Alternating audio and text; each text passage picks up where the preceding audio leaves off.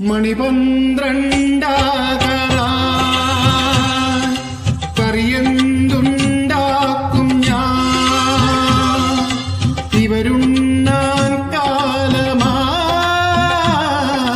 എന്നും കൺഫ്യൂഷനാ.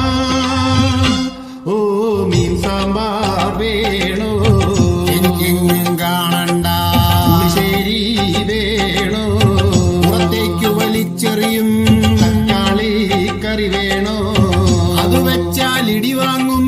നത്തോലി ഫ്രൈ വേണോ ഇന്നലെയും കഴിച്ചതല്ലേ. ാമ്പിറന്നോൻ പണ്ടു മുതൽ മീൻകറി പ്രിയനാണേ. ഈ പിള്ളേരോ പണ്ടു മുതൽ വെജിറ്റേറിയനാണേ. മണിപൻ